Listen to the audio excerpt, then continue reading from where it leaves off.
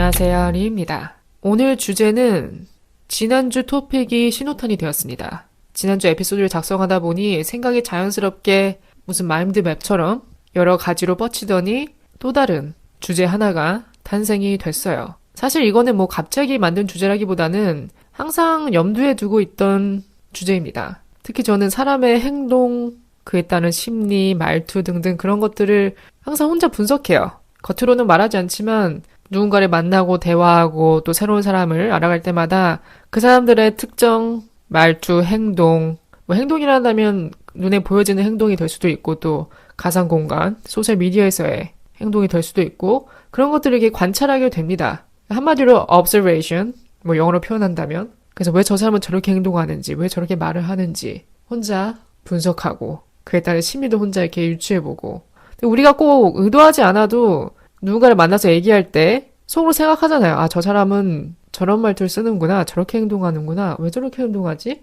궁금할 때가 있죠. 당연히 겉으로 말하지 않지만. 그러면서 이렇게 혼자 분석하고 이 사람은 나랑 맞는지 안 맞는지 결이 같은지 아닌지 이렇게 판단하곤 하죠. 이런 과정을 거친 다음에 우리가 보통 이 사람은 나랑 좀 맞는 것 같다. 좀 더 알아가고 싶다. 좀 더 대화하고 싶다. 이렇게 판단 내리면 가까워지는 거고 이 사람 좀 아니다. 느낌이 안 온다. 그러면 그리고 끝나는 거고 인연이. 인간 모두는 관찰자라고 생각합니다. 일상에 있어서. 어쨌든 오늘 이 주제에 맞는 여러 리스트들을 한번 제가 작성을 해봤는데 이거는 꾸준히 제가 이제 여러 사람들을 이렇게 간접적으로나 직접적으로나 보면서 추려온 부분이에요. 나중에 또 기회가 된다면 이거를 이제 이성편으로도 한번 만들어 보고 싶어요. 그러니까 정떨어진 행동 유형, 이성. 우리가 이성들을 볼 때, 이건 좀 정떨어지게 한다. 이건 진짜 완전 짜게 쉽게 한다. 등등 그런 행동, 이성편, 연애편 이렇게 좀 확장을 해보면 좋을 것 같아요. 오늘은 전체적으로 좀 통합해서 묶어보려고 해요. 우리가 소셜미디어에서 보는 여러 사람들의 행동, 특히 그 중에서 정떨어지는 행동들, 플러스 일상에서 특히 사람의 말투, 대화 방식, 거기서 또 정떨어지는 경우도 있거든요. 그래서 크게 파트를 두 부분으로 이렇게 나눠봤어요. 물론 저의 경험이나 저의 관찰에서 온 부분이라 일부는 좀 개인적일 수 있어요. 그래도 여러분들 중에서도 충분히 한 번쯤은 봤거나 혹은 간접적으로 겪어보셨을 만한 내용도 있다고 생각을 해요. 비록 오늘 내용이 다소 부정적이긴 하지만 제가 뭐 부정적인 얘기를 맨날 하는 사람도 아니고 저도 최대한 긍정적인 얘기, 밝은 주제, 좋은 주제만 하고 싶은데 또 가끔 이런 게 필요하기도 해요. 자주는 안 합니다. 자주는 안 할 거지만 그래도 1년에 몇 번 안 되는 그런 좀 희귀한 에피소드라고 생각을 해주시고 이런 에피소드를 할 때 약간의 이제 멈칫하는 부분 두려운 게 없지 않아 있어요. 뭐냐? 비판.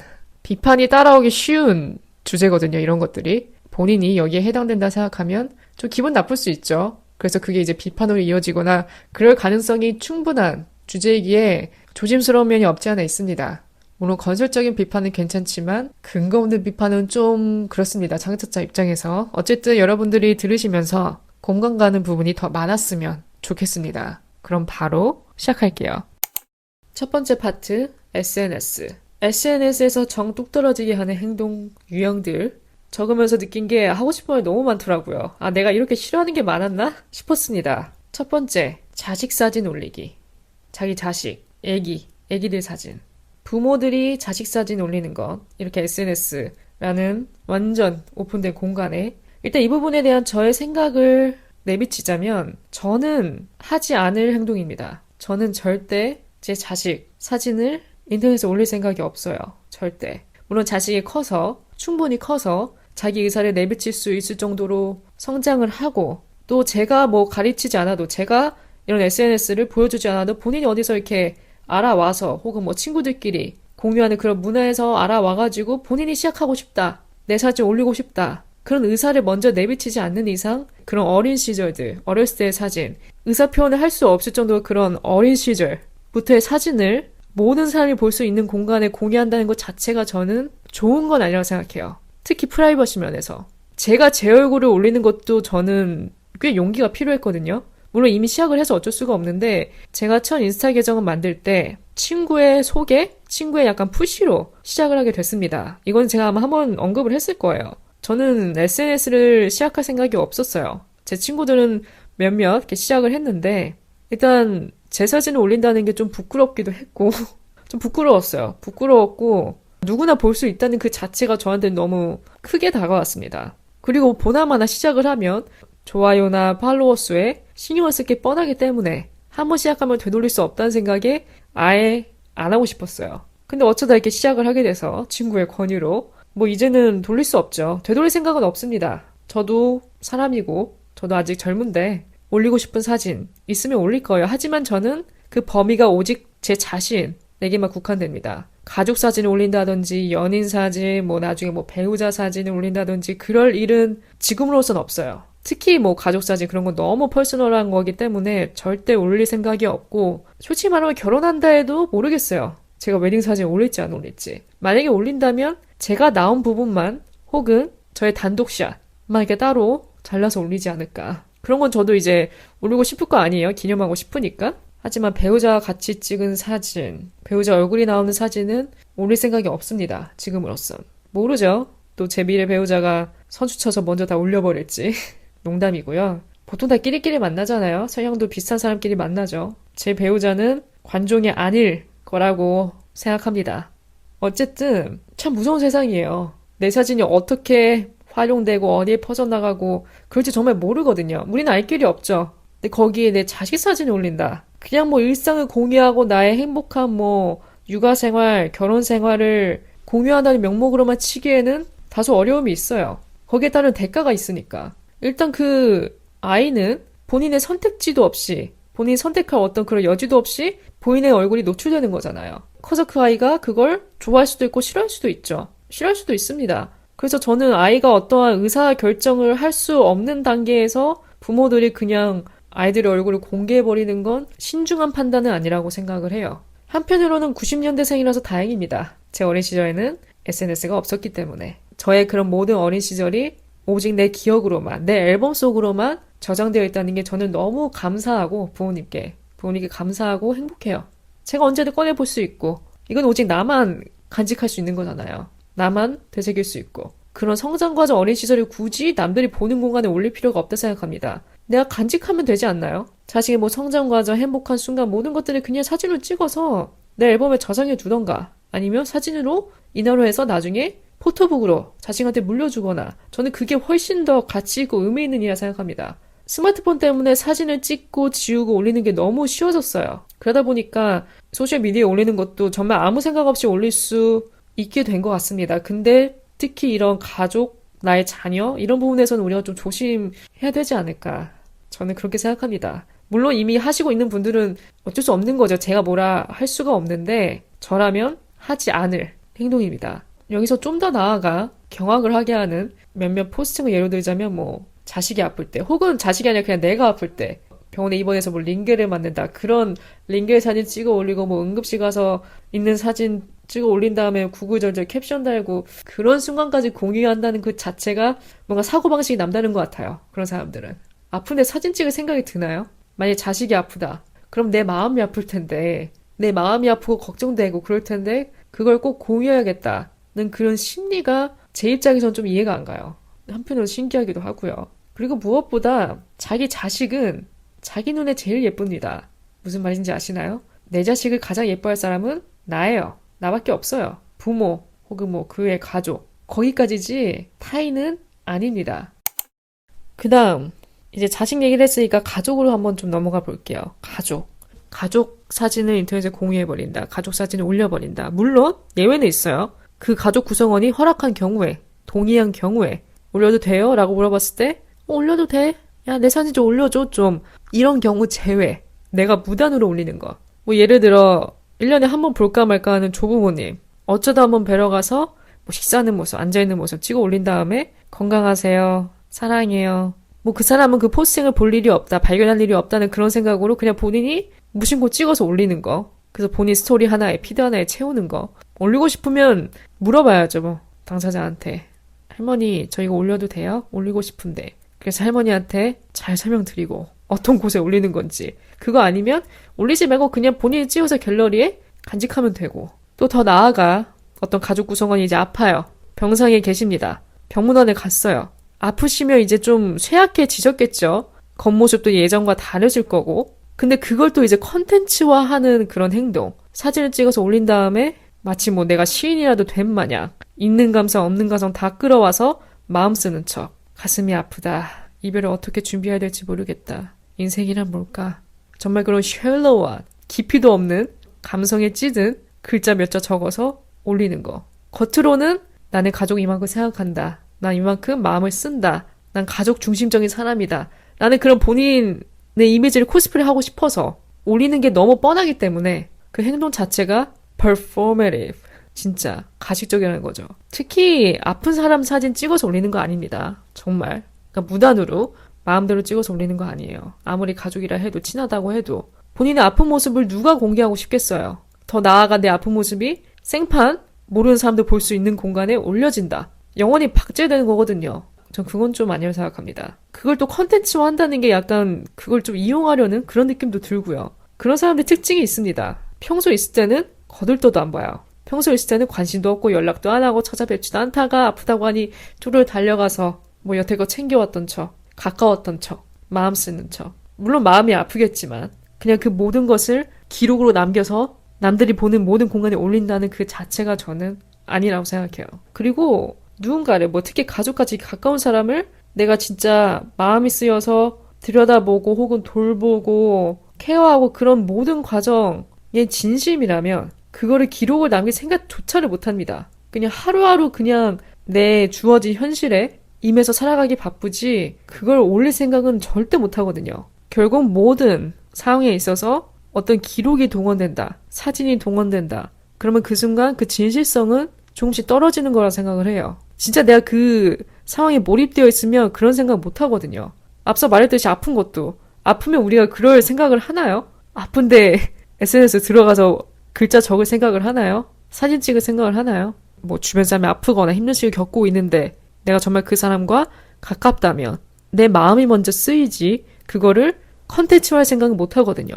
SNS를 하는 그 행동 자체를 두고 다 싸잡아서 관종이다라고 할 수는 없어요. 왜냐면 정도가 있거든요.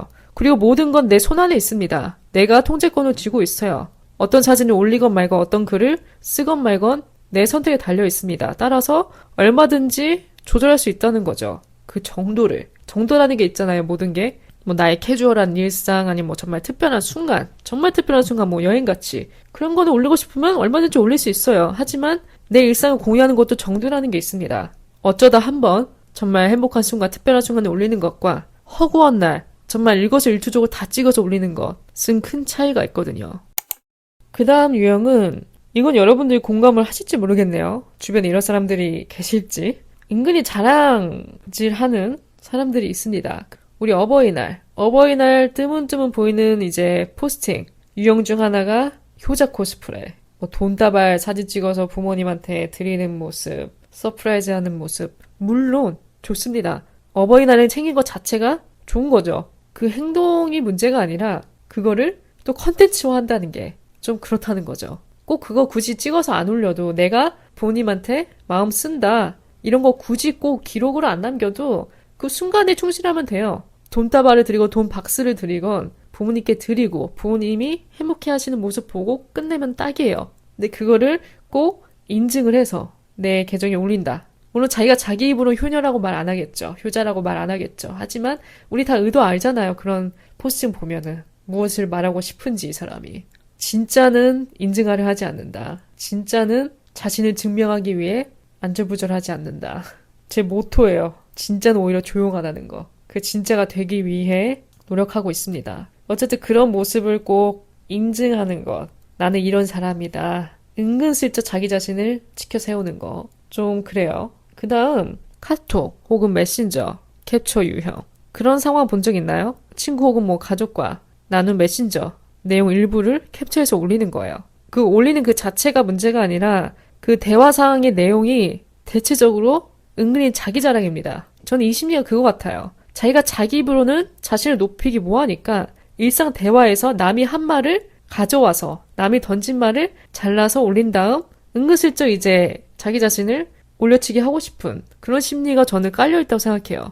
뭐 겉으로는 캐주얼하게 웃긴 대화 공유, 일상 공유처럼 보이지만 실제 심리는 자기 PR을 간접적으로 하는 거죠. 이 사람이 한 말이 곧 내 가치야 라는 거 보여주고 싶은 이런 방식을 왜 쓰냐. 자기 과시욕구는 있는데 내가 내 입으로 대놓고 자랑하면 욕먹는다는 걸 알아서 제 3자의 입을 벌려서 안전하게 올려치기 하는 거죠. 근데 보통 바보가 아닌 이상 사람들이 다 눈치챕니다. 아, 이거 자랑이네. 자기 입으로 나 이런 사람이야. 나 꽤 잘 나가. 봐, 나 이렇게 인싸야. 나 이렇게 인기 많아. 직접 이렇게 말하는 거 너무 부담스럽고 민망하거든요. 그래서 남이 한 말, 남이 나를 평가한 것처럼 보이는 문장을 카톡 캡처로 잘라서 올리는 거죠. 여기에 제 생각을 덧붙이자면 저는 이게 자존감이 높아서라기보다는 불안해서 나오는 행동이라 생각합니다. 내가 정말 내 스스로 괜찮다는 확신이 있으면 굳이 증거를 들고 올 필요가 없거든요. 앞서 던진 말처럼 진짜는 증명하려 하지 않는다. 그리고 이런 사람일수록 타인의 반응에 굉장히 예민합니다. 조회수, 반응, 일십 이런 거에 굉장히 크게 동요하는 거죠. 그래서 이런 유형을 보면 저 사람은 인정받고 싶은 거구나. 그런 생각이 들어요. 마지막 유형은 일기충. 아예 네이밍을 해버렸습니다. SNS 일기충. 구구절절 서사형들. 그냥 뭐 일장 한 컷을 찍어서 올리는 게 아니라 기승전결을 아예 서사하는 거죠. 그러니까 본인의 감정 변화를 빠짐없이 기록하는 거예요. 글로. 사진을 올리면서 거기에 장황하게. 그러니까 핵심은 이 하나의 순간, 사건이 아니라 이 과정을 겪은 나인 거예요. 뭔가 저는 이 심리가 정서적 증인 욕구, 누군가는 이 순간에 나를 봐줘야 돼 라는 그런 욕구, 단순 기록 욕구가 아니라 단순 기록 욕구라면 그냥 자기 일기장에 쓰는 걸로 끝내면 되거든요. 보통 그러지 않나요? 저도 굉장히 생각이 많습니다. 전 생각이 깊고 많고 때로는 오버띵킹 하기도 하고 저도 장난 아니에요. 저는 그럴 때마다 항상 둘 중 하나입니다. 일기장에 기록해요. 그런 생각, 감정이 많이 몰려오는 날, 정리할 수 없는 그런 뭐 벅찬 감정이 들을 때 그때는 그냥 저는 일기장에 끄적여요. 혹은 그냥 생각해서 끝냅니다. 근데 이거를 저는 한 번도 소셜미디어에 공유할 생각을 해본 적이 없거든요. 이런 유형들의 문제점은 뭐냐? 주변 사람들이 피로해져요. 아무리 친한 사람이라도 이 사람은 자꾸 이런 거 올리면 피로해져요. 피곤해. 읽는 사람에게도 감정 노동을 요구합니다. 그러니까 이것도 어떻게 보면 코스프레예요. 이렇게 장황하게 서사를 담아서 본인의 감정을 다 끌어와서 구구절절 글을 써서 올리는 게 본인 딴에는 자기 성찰력이 높은 사람처럼 보이고 싶지만 실제로는 외부 확인 의존도가 높은 타입이에요. 일단 우리가 스토리 올리는 그 행동 자체를 보세요. 스토리를 올리면 누가 봤는지 뜨죠. 누가 봤는지 뜨고 몇 명이 봤는지 뜹니다. 스토리를 올리는 사람 중에서 그거 신경 안 쓰는 사람은 없을 거예요. 저는 없다 생각합니다. 나 그런 거 신경 안 써. 거짓말이에요. 신경 쓰게 돼요. 대형 팔로워를 가지고 있는 뭐 셀러브리티나 모를까. 그 사람들은 그걸 일일이 체크 안 하겠죠? 그러니까 모든 사람들은 예외가 없다 생각해요. 신경 쓰게 됩니다. 근데 저는 이것도 가끔 좀 부끄러워서 그냥 올리고 도망갈 때가 있거든요. 저는 약간 포스팅하고 도망갑니다. 그러니까 저는 이게 포스팅 한 번 하는 것도 좀 시간이 오래 걸려요. 뭐 어떤 사진을 어떤 테마로 해서 포스팅을 할 건지 그렇게 큐레이팅하고 하는 그런 작업이 있어서 좀 굉장히 신중합니다. 이 사진은 더 할까? 아니면 이 사진 뺄까?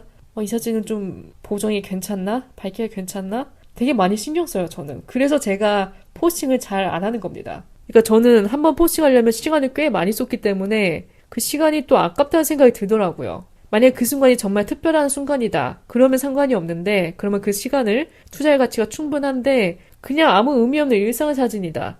내가 요즘 너무 안 올렸는데? 이런 느낌으로 찍어서 올리려고 하는 사진은 그런 시간을 투자할 가치가 없더라고요. 그래서 제가 일상 포스팅을 안 하는 이유도 있습니다. 뭐 어쨌든 이런 일기충형 또 여기서 파생되는 특징 중에 하나가 선물 서사형, 배려 서사형. 남편이 이거 사줬다, 남친이 여기 데려갔다. 결과는 하나예요. 이 선물을 받았다. 뭐 차를 받았다. 가방을 받았다. 어떤 선물을 받았다. 혹은 뭐 해줬다. 결과는 하나인데 그 스토리는 장편 소설급입니다. 고민하고 준비하고 깜짝 놀래키고 감동받고 교훈을 얻고 그 모든 서사를 다 담아요, 글로.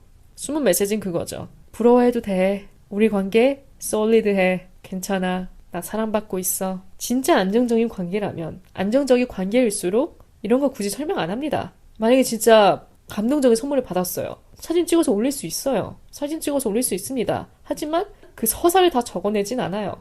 그냥 아무 말 없이 사진 하나로 모든 게 표현되게끔 하나 딱 올리는 게 가장 깔끔하지 않나요? 또 여기서부터 추가되는 유형들이 있죠. 이거 하다 보니까 끝이 없네요, 유형들이. 뭐 빠르게 훑자면 고생 서사형. 나 이렇게 힘들다. 나 이렇게 열일한다. 뭐 인간관계 스트레스, 야근, 뭐 정신적으로 버티는 것 등등. 겉으로는 투정 같지만 실제로는 이만큼 버티는 나 대단하지. 이걸 감당하는 나 대단하지. 이런 심리가 숨어있는 형태도 있고, 정보 위장 자랑형. 이거 어쩌다 한번 이렇게 본 것 같아요. 혹시 도움될까봐 올려요. 이건 공유 차원인데요. 라고 운을 떼면서 내용은 뭐 자기 어디 합격, 스토리, 연봉, 라이프 스타일, 해외 등 정보는 핑계고 핵심은 포지셔닝인 거죠.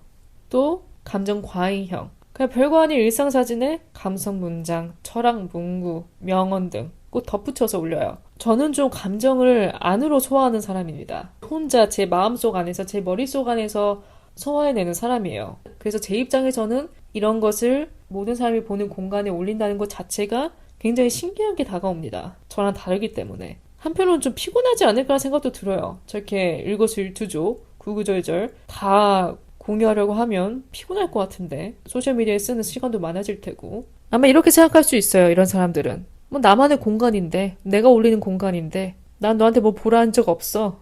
이렇게 생각할 수 있는데 그럴 거면 혼자 간직해야죠. 보라 한 적은 없어도 우연치 않게 원치 않아도 보게 되잖아요. 저희가. SNS를 나만의 공간이라고 칭하기에는 다소 무리가 있는 것 같아요. 특히 뭐 비공개 계정이면 괜찮다, 안전하다고 할 수 있는데 물론 공개 계정보다 비공개 계정이 그런 성질을 더 띠고 있긴 하지만 좀 더 프라이빗한 느낌은 있지만 뭐 팔로워가 뭐 10명 내외, 20명 내외가 아니라 뭐 100단이면 그때부터는 뭐 계정 형태만 비공개지 공개 계정이나 마찬가지거든요. 또 외부 팔로워를 수락한다는 가정하에서는 더더욱. 그래서 정말 내가 나만의 공간이라 생각한다면 SNS가 아니라 본인 일기장에 써야 된다. 본인 갤러리에 간직해야 된다. 저는 그렇게 생각합니다. 그 다음은 말투. 우리 일상, 현실에서 마주할 수 있는 정 떨어지는 말투 유형, 비호감을 사는 말투 유형 몇 가지를 추려봤습니다. 첫 번째, 말 중간에 끊기. 이건 너무 당연한 건데 은근히 기분 나빠요. 제가 언제 한번 이제 어느 업체에 궁금한 게 있어서 문의할 게 있어서 전화를 했습니다. 한 3군데와 통화를 한 것 같은데 그중 2군데에 응대 방식이 아주 틀렸더라고요. 썰을 간단하게 풀자면 첫 번째 A 업체라고 할게요.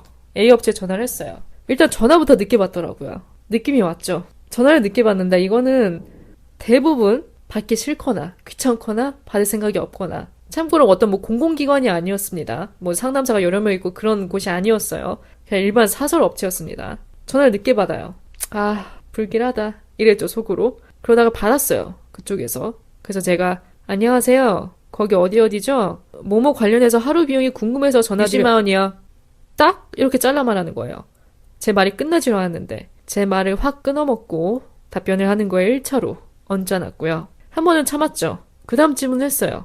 아, 그럼 그거 혹시 17일 토요일에 예약할 수 있을까요? 안 돼요. 안 돼요. 예약 다 찼어요.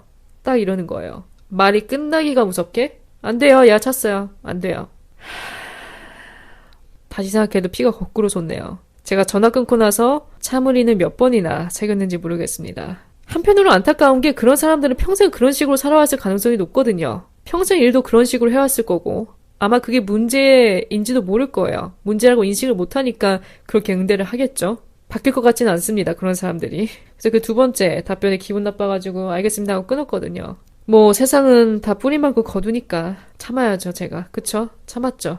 하지만 이런 태도는 정말 고쳐야 된다고 생각합니다. 친한 사람과 얘기할 때도 마찬가지예요. 은근히 말 중간에 잘라먹는 사람 많습니다.